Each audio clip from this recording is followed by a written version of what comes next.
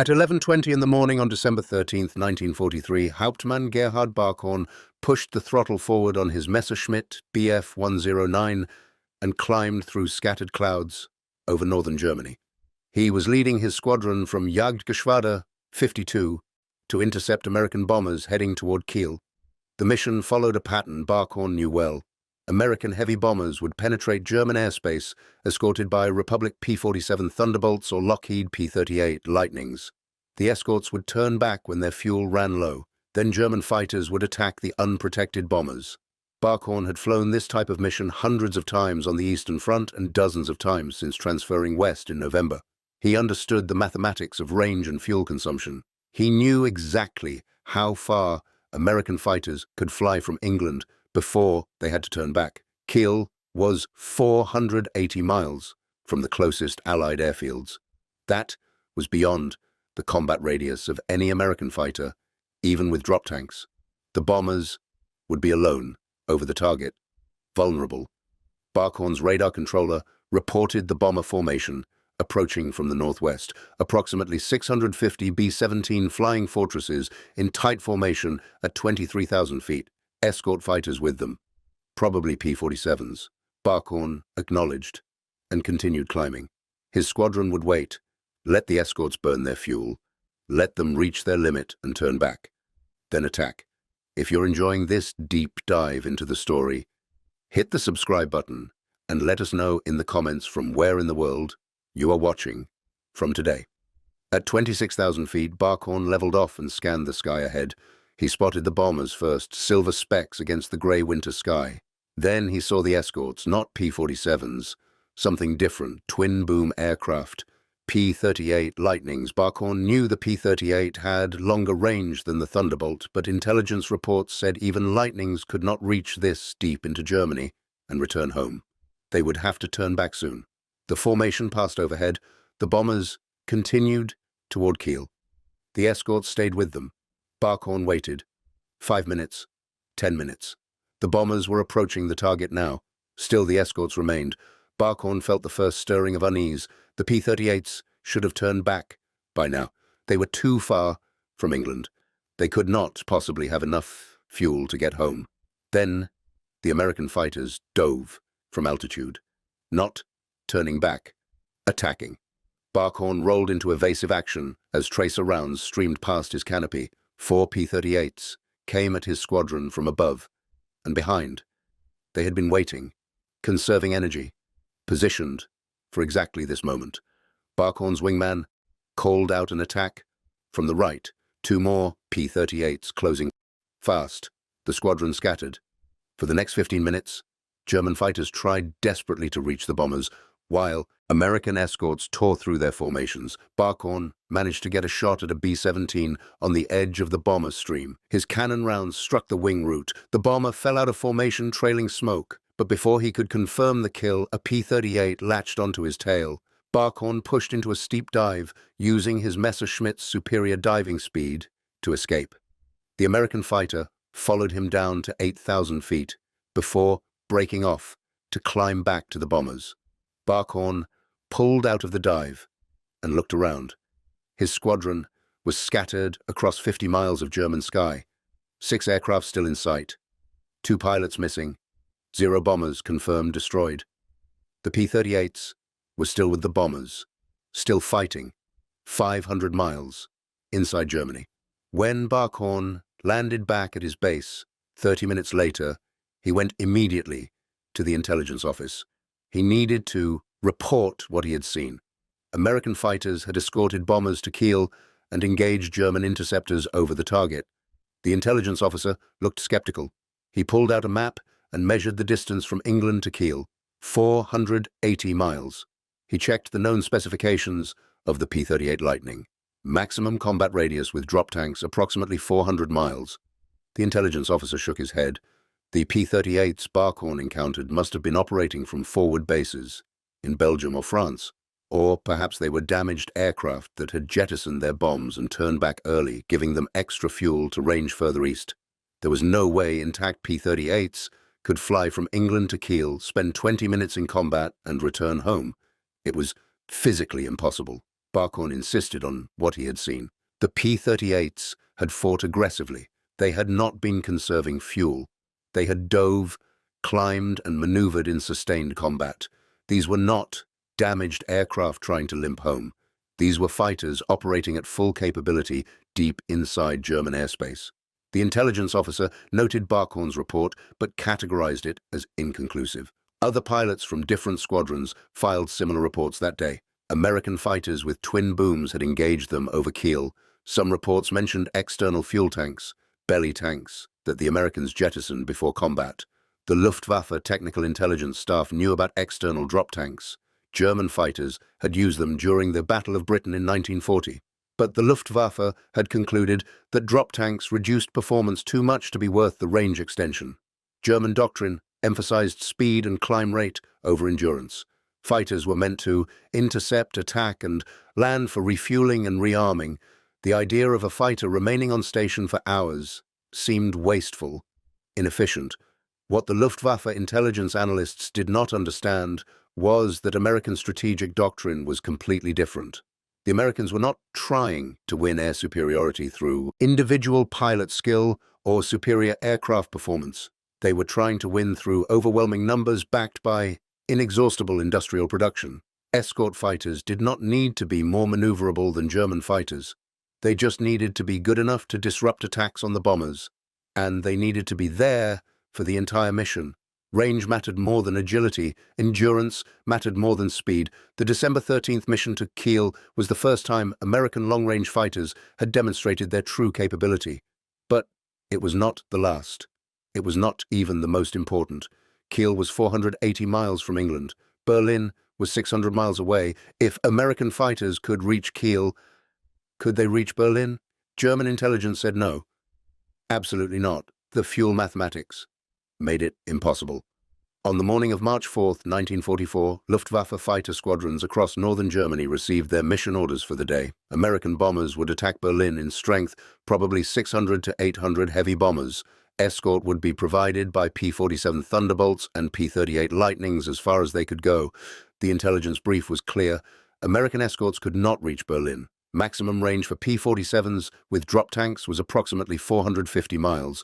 P-38s might reach 500 miles under ideal conditions. But Berlin was 600 miles from England. There would be a gap, a window of at least 100 miles where the bombers would be unescorted. German fighter units planned their intercepts accordingly. Let the escorts turn back. Then attack the bombers with everything available. Jagdgeschwader 3, Jagdgeschwader 11, Jagdgeschwader 26, all prepared to launch maximum effort missions. Every available pilot, every serviceable aircraft. This was Berlin, the capital of the Reich. The city Reichsmarschall Hermann Göring had promised would never be bombed in daylight. The Luftwaffe would defend it with everything they had. The bombers appeared over the German coast shortly after 11 in the morning. 730 B-17s and B-24s in massive formations, escorted by hundreds of fighters. P-47s and P-38s as expected. The German fighters climbed to altitude and waited. The bomber stream continued inland. The escorts stayed with them, past the point where P-47s should have turned back, past the point where even P-38s were supposed to be at their limit. Then, something new appeared. Different aircraft, not P-47s, not P-38s. Sleeker, single-engine fighters with a distinctive belly scoop under the fuselage. Intelligence identified them as P-51 Mustangs. German pilots had encountered Mustangs before, but only in small numbers and only on shorter-range missions. The technical intelligence file on the P-51 listed it as an excellent low-altitude fighter, but with limited high-altitude performance. Early models equipped with Allison engines had been used for reconnaissance and ground attack, but were not considered a threat to high-altitude bomber operations. But these Mustangs were different. They were flying at 28,000 feet, keeping pace with the bombers, showing no signs of turning back. The Luftwaffe squadrons attacked anyway. They had no choice. The bombers were approaching Berlin. German fighters dove into the formation from above and ahead, trying to reach the B-17s before the escorts could react. The Mustangs intercepted them. Oberleutnant Franz Eisenach of Jagdgeschwader 3 led a formation of 16 Messerschmitt Bf-109s in a head-on attack against a bomber group southwest of Berlin. His squadron had practiced this maneuver for months. Approach from altitude, build speed in a shallow dive, fire cannons at maximum range into the bomber formation, then break away before defensive fire could respond. It had worked dozens of times, but this time 8 Mustangs dropped from above and tore through Eisenach's formation before they could reach firing range. Eisenach saw 2 of his wingmen go down in the first pass, burning, spinning. He reversed hard and tried to engage the American fighters. The Mustangs turned with him. Not sluggish, not slow at altitude. They maneuvered like fighters designed for exactly this environment. Eisenach's Messerschmitt was fast in a dive and could climb well, but in a sustained turning fight at high altitude, the Mustang matched it. Worse, the Americans had numbers. For every German fighter, there seemed to be 3 or 4 American escorts. Eisenach fought for his life for 10 minutes, then broke off and dove for the deck. 2 Mustangs followed him down to 15,000 feet before turning back to the bombers. When Eisenach landed back at his base near Magdeburg, he was shaking. Not from fear, though the combat had been brutal. From shock, he had just fought American fighters over Berlin, 600 miles from England. The Mustangs had engaged with full combat capability. They had not been conserving fuel. They had climbed, dove, turned, and fought with the aggression of fighters operating close to their home base. If you're enjoying this deep dive into the story, hit the subscribe button and let us know in the comments from where in the world you are watching from today. The mission results for March 4th were catastrophic for the Luftwaffe. 69 American bombers were shot down. That sounded like a victory, but the cost was staggering. 160 German fighters were destroyed. Approximately 100 German pilots killed, wounded, or missing. The exchange rate had been nearly 1-to-1. For every 2 bombers destroyed, the Luftwaffe lost 1 fighter. At that rate, Germany would run out of fighters before America ran out of bombers. Even worse was what the mission revealed. American fighters could reach Berlin. They could escort bombers to the heart of Germany and fight effectively over the target. Everything German intelligence had calculated about fuel range and combat radius was wrong, or the Americans had found a way to break the physics that German engineers thought governed fighter design. The Luftwaffe technical staff immediately began investigating. They examined intelligence photographs. They interviewed pilots. They studied combat reports. The answer became clear within days. The Americans had equipped their P-51 Mustangs with huge external fuel tanks. Not the small 50-gallon tanks German fighters occasionally used. Enormous tanks, 108 gallons each, 2 of them, 1 under each wing. With those tanks, the Mustang could carry over 500 gallons of fuel total. The aircraft burned approximately 70 gallons per hour in cruise flight. Simple mathematics showed a Mustang could fly for 7 hours without refueling. Combat time reduced that, but even accounting for high-power operations, the P-51 had enough endurance to fly from England to Berlin, fight for 30 minutes, and return home with fuel reserves. The Germans had never imagined an enemy fighter would sacrifice performance for range to such an extent. The 2 external tanks created drag that reduced speed and climb rate. German fighter doctrine would never accept such a compromise. But the American doctrine was different. The P-51 pilot jettisoned the external tanks before combat. Once the tanks were gone, the Mustang performed like a normal fighter, fast, agile, deadly, except it was 500 miles inside Germany instead of circling over England. Barkhorn, who had encountered the P-38s over Kiel in December, understood immediately what this meant. The Luftwaffe had lost its sanctuary. For 3 years, German pilots had known they could always retreat deeper into Germany to escape Allied fighters. British Spitfires had short range. American P-47s and P-38s could reach the border, but not much farther. If a German pilot was in trouble, he could dive away and head east. The escorts would not follow. They could not follow. They would run out of fuel. But now, there was nowhere to retreat. The Mustangs could go anywhere the bombers went. They could follow German fighters back to their bases. They could strafe aircraft on the ground during a landing approach. They could hunt. On March the 6th, 1944, the Americans attacked Berlin again. 800 aircraft. 660 bombers escorted by more than 150 Mustangs. The Luftwaffe launched maximum effort again. Every available fighter unit scrambled. The result was even worse than March 4th. 69 more American bombers shot down, but 175 German fighters lost. Over 120 German pilots killed, wounded, or missing in action. 2 days, 340 Luftwaffe fighters destroyed, more than 200 pilots' casualties. The training schools in Germany were producing approximately 30 fighter pilots per week. 2 days of combat over Berlin had consumed 7 weeks of pilot production. The casualties included some, not just inexperienced pilots, though many were.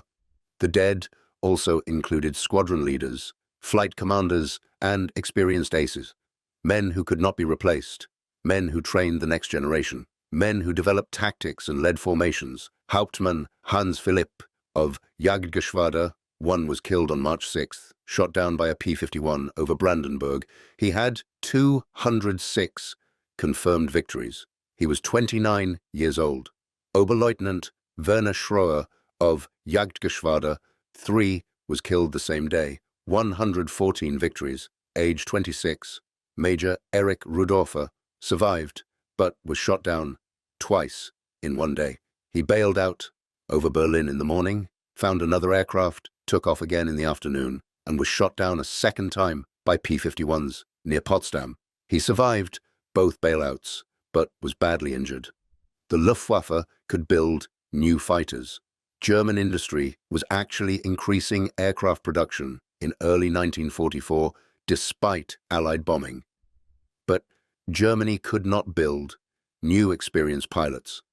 A fighter pilot needed six months of training to be minimally competent, a year to be good, 2 to 3 years to become an ace. The Luftwaffe was losing pilots with 2 to 4 years of combat experience and replacing them with pilots who had 3 months of training and less than 200 hours total flight time. The skill gap was enormous. On March 8th, the Americans came back to Berlin for a third time. The pattern repeated. Heavy bomber formations escorted by Mustangs ranging deep into Germany, Luftwaffe fighters attacking in desperation, heavy losses on both sides. American bomber losses 37, German fighter losses 112, more than 80 German pilots killed or missing. Among the dead was Hauptmann Walter Dahl of Jagdgeschwader 3, 37 confirmed victories, shot down by a P-51 northwest of Berlin. He was 23 years old, 3 missions in 5 days. Berlin had been attacked 3 times with fighter escort throughout the entire operation. The Luftwaffe had lost more than 500 fighters, over 300 pilot casualties. The Americans had lost approximately 175 bombers, but they could replace them within 2 weeks. The German fighters could be replaced within a month. The German pilots could not be adequately replaced at all. The training pipeline was producing pilots, but not combat-ready pilots, not men with the experience and skill to survive against veteran American fighter pilots flying superior long-range aircraft. Adolf Galland, General der Jagdflieger and commander of all Luftwaffe fighter forces, compiled a detailed report in late March. The report analyzed the Berlin missions and drew conclusions that Galland knew his superiors would not want to read. The arrival of the P-51 Mustang, with extended range, had fundamentally changed the strategic air war over Germany. American bombers could now strike any target in the Reich with continuous fighter escort. The Luftwaffe no longer had the capability to inflict unacceptable losses on the bomber formations. Exchange rates had shifted dramatically in favor of the Americans. Worse, Galland wrote, the Luftwaffe was bleeding experienced pilots at a rate that would destroy the fighter force within 6 months. Current losses averaged approximately 100 pilots per week, killed, wounded, or missing. The training schools produced 30 per week. The mathematics was simple and brutal. Every week, the Luftwaffe fighter arm became weaker. Every week, the average pilot experience level declined. Every week, the gap between German fighter capability and American fighter capability widened. Galland recommended immediate emergency measures. All available resources should be shifted to fighter production. The Messerschmitt Me-262 jet fighter program should receive top priority. Pilot training should be accelerated and expanded despite fuel shortages. New tactics needed to be developed to counter the long-range American escorts. Göring received Galland's report and dismissed most of the recommendations. The Reichsmarschall refused to believe American fighters represented an insurmountable threat. German pilots were still the best in the world, he insisted. German aircraft were still superior. The losses over Berlin had been heavy, but were acceptable, given the importance of defending the capital. The Luftwaffe would prevail through skill, courage, and determination. Galland knew this response was denial. The mathematics did not lie. The casualty reports did not lie. The wreckage of 500 German fighters scattered across northern Germany did not lie. But Göring preferred comfortable assumptions to uncomfortable facts. The losses continued through April and May 1944. American bomber formations struck targets across Germany with Mustang escorts ranging as far as Poland. Luftwaffe fighter units threw themselves against overwhelming numbers. The casualties mounted. By the end of April, Galland estimated the Luftwaffe had lost more than 1,000 fighter pilots killed, wounded, or captured since January. The training pipeline could not keep pace. New pilots arriving at frontline squadrons in May 1944 had an average of 150 total flight hours. Some had less than 100. American pilots entering combat typically had over 400 hours of training. The experience gap was catastrophic. German squadron commanders reported that new pilots were effectively helpless in combat. They could not maintain formation. They panicked under fire. They made fundamental errors that got themselves killed within their first 5 missions. Oberleutnant Johannes Steinhoff, commanding Jagdgeschwader 77, compared receiving new pilots to executing them. Sending undertrained pilots into combat against veteran American fighter pilots in superior aircraft was murder, he said privately. But there was no choice. Everyone who completed training went immediately to the front. There was no reserve of trained pilots waiting. The Luftwaffe was feeding its pilot corps into a meat grinder and watching it be systematically destroyed. The American fighter pilots understood what was happening. They could see the declining quality of German opposition. Lieutenant Colonel John Meyer of the 352nd Fighter Group noted in his combat diary that German pilots in mid-1944 often made mistakes that would have been inconceivable a year earlier, breaking formation too early, attacking from predictable angles, failing to check their tails before engaging. These were novice errors.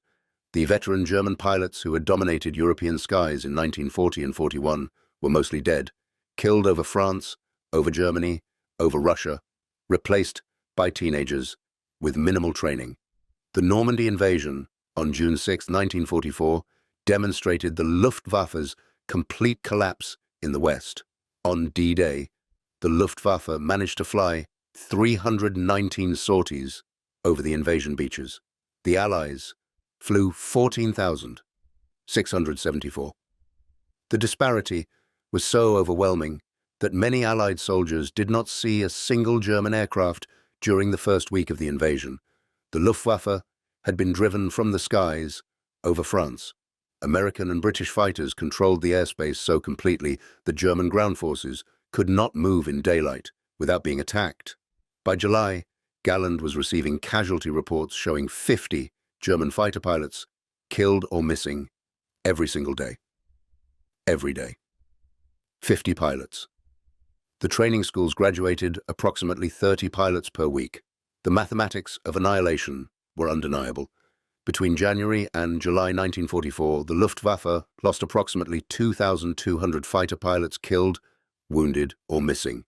Over the same period, the training pipeline produced roughly 840 new pilots. The gap between losses and replacements was growing every month.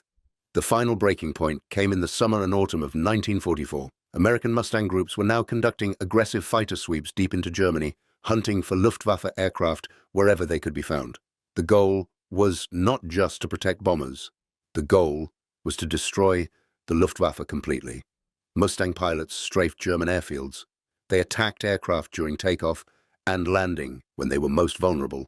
They pursued damaged German fighters back to their bases and shot them down during final approach. German pilots faced American fighters throughout every phase of their missions. Taking off, they could be attacked by patrolling Mustangs. Forming up, they could be bounced by fighter sweeps. Approaching the bombers, they had to fight through escort screens. After combat, returning to base low on fuel and ammunition, they could be pursued and destroyed. There was no safe moment, no sanctuary. The Americans were everywhere. By September 1944, the Luftwaffe fighter force existed primarily on paper. There were squadrons listed in organizational charts, there were pilots, there were aircraft being produced, but there was no cohesive fighter arm capable of defending German airspace. Fuel shortages grounded entire units for days at a time. New pilots crashed during training because they lacked sufficient flight hours. Aircraft sat on airfields without spare parts for repairs. When squadrons did manage to launch missions, they faced overwhelming numbers of Allied fighters and suffered catastrophic losses. The Mustang had not won the air war alone. American industrial superiority, British night bombing, and Soviet pressure on the Eastern Front all contributed to Germany's defeat. But the P-51 played a decisive role. It gave American heavy bombers the protection they needed to strike German industry systematically. It hunted German fighters across their own territory. It destroyed the Luftwaffe's pilot corps through relentless attrition, and it did so because German intelligence had fundamentally miscalculated what was possible. In December 1943, German analysts had insisted American fighters could not reach Kiel. They were wrong. In March 1944, German commanders had insisted American fighters could not reach Berlin. They were wrong. By summer 1944, there was nowhere in Germany that American Mustangs could not reach. The Luftwaffe pilots who had dismissed early warnings about long-range American fighters paid with their lives. Hundreds of them shot down over targets they had been told were beyond escort range, killed attacking bombers they had been assured would be unprotected, destroyed by an enemy fighter they had been informed did not have the capability to reach that deep into German territory. The final accounting was brutal. Between January and December 1944, the Luftwaffe lost approximately 4,700 fighter pilots, killed, wounded, or missing in action.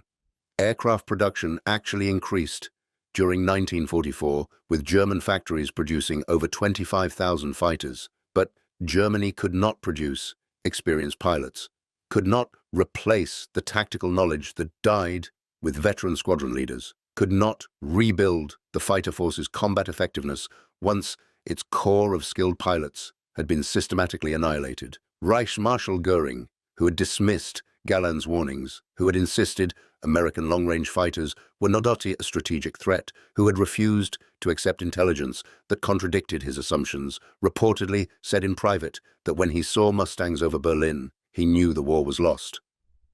But he said it too late.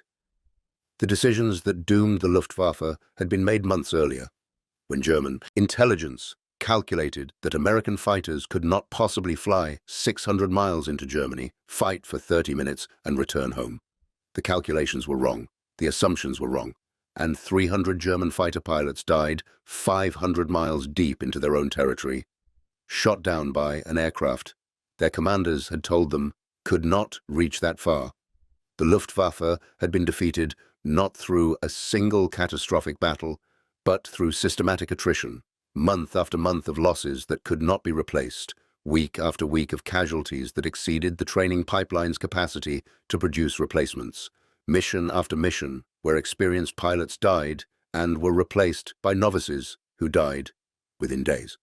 The P-51 Mustang made that attrition possible by providing the range to escort bombers anywhere in Germany, and the performance to dominate German fighters when they tried to attack. German pilots learned too late that their intelligence reports were fatally wrong. American fighters could reach Berlin, could reach Munich, could reach any target the bombers attacked, and the cost of that miscalculation was measured in the lives of thousands of German pilots who died believing they were fighting an enemy that should not have been there. Hey, thank you for watching. For more detailed historical breakdowns, check out the other videos on your screen now, and don't forget to subscribe.